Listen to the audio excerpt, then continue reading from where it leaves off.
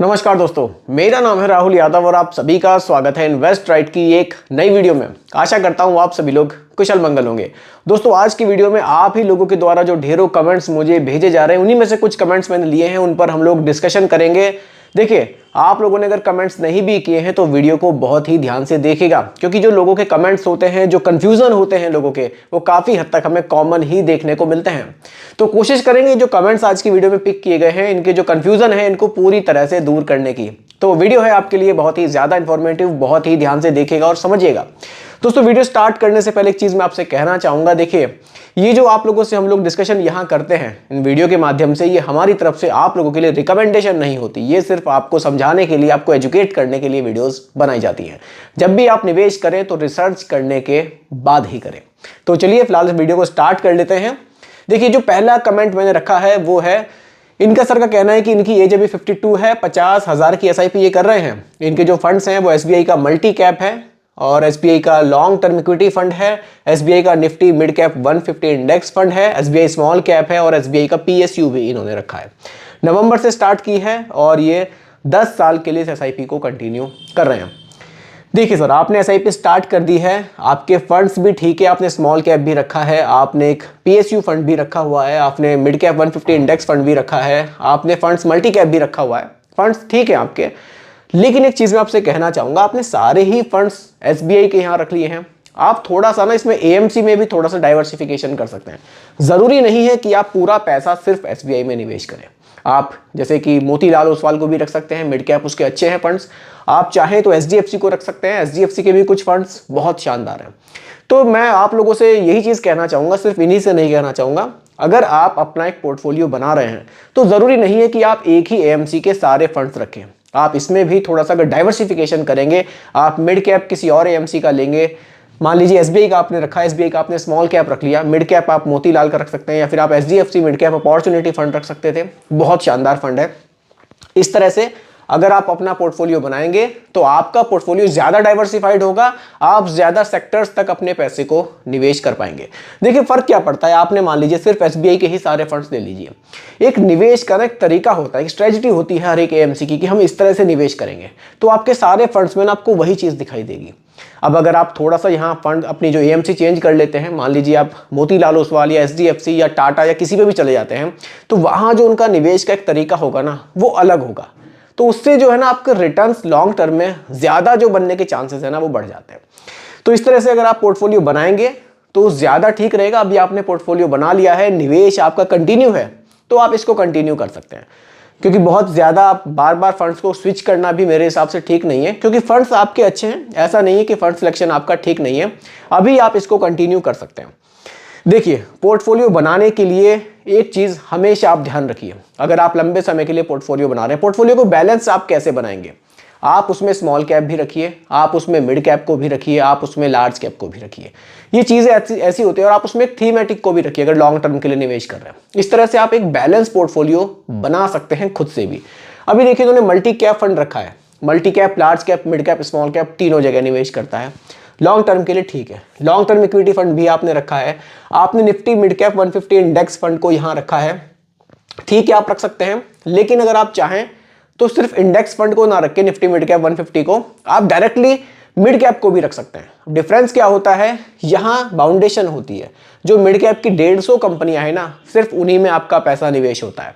अगर आपने mid cap mutual fund लिया हुआ है तो वहाँ मिनिमम 65% तो जाएगा उन 150 कंपनी में, लेकिन जो बाकी का पैसा होगा वो फंड मैनेजर कुछ स्मॉल कैप में भी डाल देंगे, अलग कंपनी में भी वो निवेश कर देंगे, तो रिटर्न्स बनने के चांसेस थोड़े से वहाँ बढ़ जाते हैं। इस तरह से भी आप पोर्टफोलियो बनाएंगे तो सही रहेगा। अब आपने SBI स्मॉल कैप रखा है, स्मॉल कैप आपने सिर्फ एक ही रखा है SBI का, जबकि आपका 50,000 का पोर्टफोलियो है, आपके 5 फंड्स हैं, आप इनमें अपने फंड्स को बढ़ा सकते थे। स्मॉल कैप SBI के अलावा आप और भी ऐड कर सकते हैं, तो इससे आप अपना पोर्टफोलियो और बेहतर बना सकते हैं। बाकी और आपको कोई कंफ्यूजन हो इसके रिगार्डिंग, आप मुझे इंस्टाग्राम पर भी मैसेज कर सकते हैं, वहां भी हम इसको लेकर डिस्कशन कर सकते हैं। ठीक है सर, आगे बढ़ते हैं। अगला कमेंट है, sir please told me SBI balanced advantage fund current में डाउन हो रहा है, क्या पैसा निकाल लें?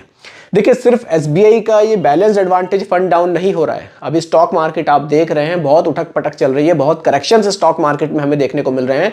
उसी का असर हमारे म्यूचुअल फंड्स पर भी पड़ रहा है। तो अभी लगभग लगभग हर एक म्यूचुअल फंड में आपको रिटर्न्स डाउन ही देखने को मिलेंगे।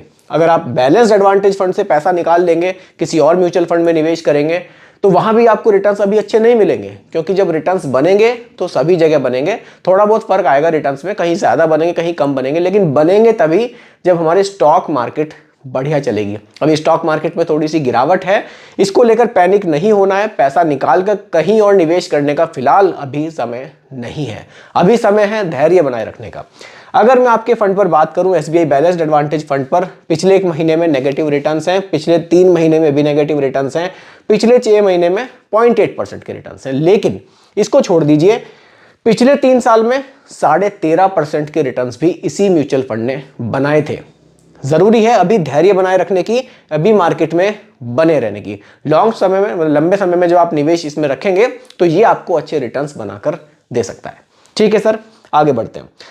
अगला कमेंट, सर आप मेरा कमेंट पढ़ते नहीं हैं, मुझे 2.5 लाख रुपए लमसम और 3,000 रुपए महीना की एसआईपी करनी है। देखिए सर, जो आपको एसआईपी करनी है, 15 साल के लिए आप एसआईपी कर रहे हैं। अगर आप एक ही एसआईपी कर रहे हैं तो आप किसी भी मिड कैप म्यूचुअल फंड में निवेश स्टार्ट कर सकते हैं। ये आपके लिए 15 साल के लिए बढ़िया ऑप्शन रहेगा। स्मॉल कैप से कम वोलेटाइल रहेगी, लार्ज कैप से आपको बेहतर रिटर्न्स बनाकर देगी, तो इसको आप रख सकते हैं। अगर आप 2 फंड्स लेना चाहते हैं तो आप एक मिड कैप रख लीजिए, एक आप स्मॉल कैप रख लीजिए। थोड़ा सा जो आपका पोर्टफोलियो है रिस्की होगा, लेकिन ड्यूरेशन अच्छी है, ये आपको बेहतर रिटर्न्स बनाकर दे सकता है। अगर मैं आपके लमसम निवेश की बात करूं, आपको 2.5 लाख रुपए का लमसम है, आप इसको थोड़ा सा बैलेंस कर सकते हैं। कैसे बैलेंस कर सकते हैं? आप इसमें लार्ज एंड मिड कैप को रख सकते हैं, साथ ही साथ आप इसमें एक इंडेक्स फंड को रख सकते हैं। इस तरह से रखेंगे, लमसम का जो पैसा है थोड़ा सा आपका स्टेबल रहेगा, जो आपके रिटर्न्स रहेंगे स्टेबल रहेंगे थोड़े से, ये बहुत ज्यादा रिस्क में नहीं जाएगा। एसआईपी का ऐसा रहता है, देखिए एसआईपी तो हर महीने आपको निवेश करना है, तो मार्केट के जो अप एंड डाउन है उनका बहुत ज्यादा फर्क एसआईपी पर नहीं पड़ता है। इस महीने मार्केट डाउन है तो ज्यादा यूनिट्स मिल गई, अगले महीने मार्केट बढ़ी हुई है तो यूनिट्स कम मिल गई, तो वहां एवरेजिंग हो जाती है। यहां आप जिस समय पर लमसम करेंगे उसी समय की आपको एनएवी मिलेगी। तो यहां हमें कोशिश करनी है थोड़ा सा पोर्टफोलियो बैलेंस हमारा रहे, जो हम पैसा लमसम कर रहे हैं उसमें लार्ज एंड मिड कैप को डाल दें, साथ ही साथ हम एक इंडेक्स फंड को भी डाल सकते हैं। ठीक है सर, आगे बढ़ते हैं। अगला जो कमेंट है, पिछले 5 महीने से म्यूचुअल फंड में एसआईपी कर रहा हूं, तब से अब तक पोर्टफोलियो लालम लाल है। देखिए सर, लालम लाल सिर्फ आपका पोर्टफोलियो नहीं है, बहुत सारे इन्वेस्टर्स हैं जिनका पोर्टफोलियो लालम लाल वाकई है। लेकिन जो इस समय को गुजार ले जाएगा ना, जो इस समय पर बना रहेगा ना मार्केट में, उसका ही पोर्टफोलियो आपको हरा भी दिखाई देगा। अगर इस समय पर पैसा विड्रॉल कर लेंगे, इस समय से आप लड़ ही नहीं पाएंगे, तो फिर आप ज्यादा रिटर्न्स नहीं बना पाएंगे। समय यही कहता है। इस समय मार्केट में हमने पास्ट में भी देखा है, हमने कोरोना टाइम भी देखा था, हमने और भी मार्केट क्रैश का टाइम देखा है। जो मार्केट क्रैश के टाइम पर अपने निवेश में बना रहता है ना, फ्यूचर में रिटर्न्स उसी को बढ़िया मिलते हैं। अब आप एक बात बताइए, इस समय पोर्टफोलियो रेड है, आपने पैसा विड्रॉल कर लिया, जब पोर्टफोलियो ग्रीन होना शुरू होगा, यानी कि जब मार्केट बढ़ेगी तब आप निवेश करेंगे, तो आपको बेनिफिट कैसे होगा? देखिए, इस समय आप जो पैसा निकालेंगे वो लॉस में निकालेंगे। जब मार्केट बढ़ी रहेगी, आपके एनएवी के प्राइस बढ़े रहेंगे, तो आप बढ़े हुए रेट में निवेश करेंगे और आप फिर इंतजार करेंगे, फिर आने वाले समय में मार्केट रेड होगी, फिर आप उसको निकाल लेंगे। ऐसे आप कभी भी पैसा नहीं बना पाएंगे।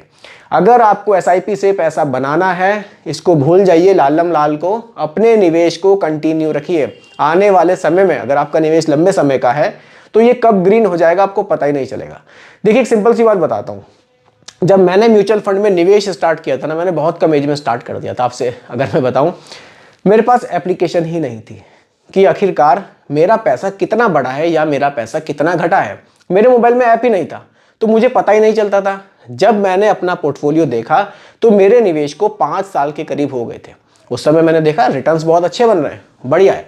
तो मैं भी यही चाहता हूं कि हम अपना जो ये है ना पोर्टफोलियो, उसको डेली चेक ही ना करें। ये ऐप होना भी कहीं ना कहीं मुझे लगता है कि थोड़ा सा ना लोगों को परेशान करता है। बनाया गया आपकी सुविधा के लिए है, लेकिन इसको देखकर लोग परेशान बहुत होते हैं। कोशिश कीजिए इसको बार बार ना देखें। आपने निवेश कर दिया है, आप अपनी एक्टिव इनकम पर फोकस कीजिए। ये काम फंड मैनेजर के ऊपर छोड़ दीजिए, वो आपके लिए काम कर रहे हैं, थोड़ा सा उनके ऊपर विश्वास रखिए और अभी अपने पोर्टफोलियो को आप चलने दीजिए, अपने निवेश को आप कंटिन्यू रखिए। ठीक है सर, आगे बढ़ते हैं। अगला कमेंट है, सर मार्केट में अगर क्रैश आ जाता है और हम एसआईपी आगे नहीं भर पाते हैं, तो क्या जो पहले हम एसआईपी भर चुके हैं वो पैसा हमारा डूब जाएगा? देखिए सर, मान लीजिए आपने एसआईपी की हुई है, 1000 रुपये महीना की आपकी एसआईपी, एग्जाम्पल के लिए मानकर चलते हैं। आपने 12 महीने SIP भरी, 12,000 रुपये आपके जमा हो गए, ठीक है। उस पर कुछ आपको रिटर्न्स भी मिला, मान लीजिए 500 रुपये आपके रिटर्न्स के बने, आपका 12,000 का निवेश बढ़कर 12,500 हो गया, ठीक है।